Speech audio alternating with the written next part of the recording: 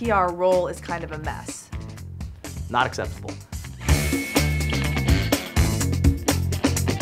It can be said that any of us on a given day absorb way more information than we ever had to before and have to filter it in all of these different ways. So imagine that being the job of an industry that now has to figure out what the hell to do with it. The holy grail of the industry is measurement. And this is the thing that everyone has been talking about for almost a decade. Many entrepreneurs set out to solve a technical problem. The difference with our approach is that what we're really doing is we're saying, here's an industry that has systemic issues, and we're going to go really deep, and we're going to find all the people who we think are leaders in the space and figure out what they want and figure out what they need, not just coming at it and saying, here's some technology and throwing technology at the problem. One of the hardest things to do, in my opinion, is building a great team.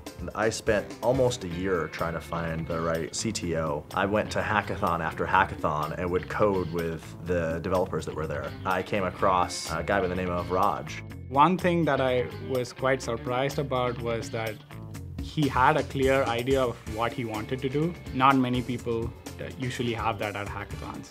And I mentioned a feature that would take probably a day and a half for me to build. And Raj said he could do it in about an hour and a half. So I asked him to do it right there, and in an hour he was done. And I realized that's the guy that I want to work with. What we've done is combined together one of the top experts in the PR industry, Rebecca Eilef, with some of the absolute best technologists that we could find in Silicon Valley, people that have masters in computer science. Can you believe that there are people out there that can do a Rubik's Cube in a minute or two? Patrick goes, well, yeah, I can do it in a minute or two. Go.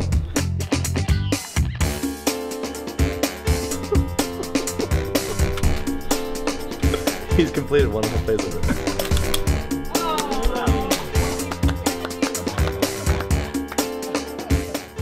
I couldn't be more uncomfortable right now. Can we cut these? Where's my two-shot?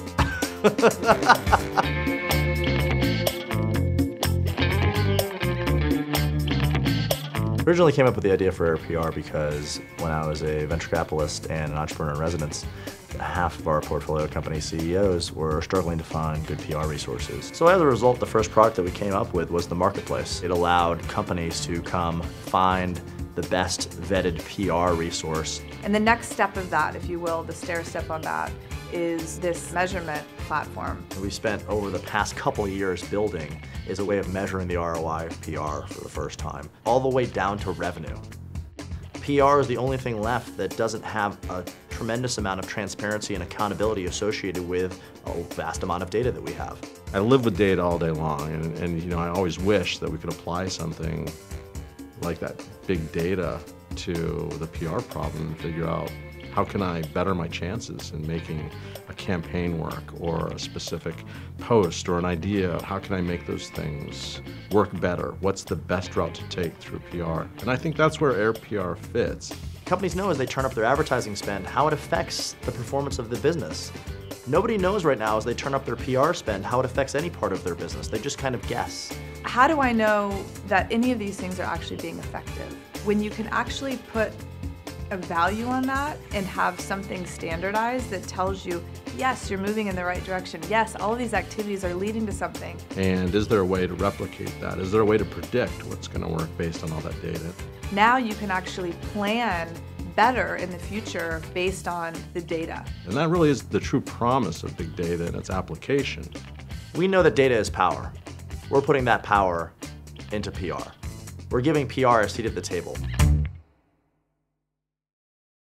I'd probably not want to do what a PR person is doing because I know I'm not that good at it.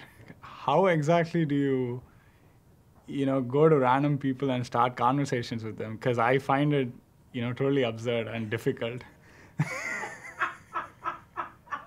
Yeah, it's just not my cup of tea.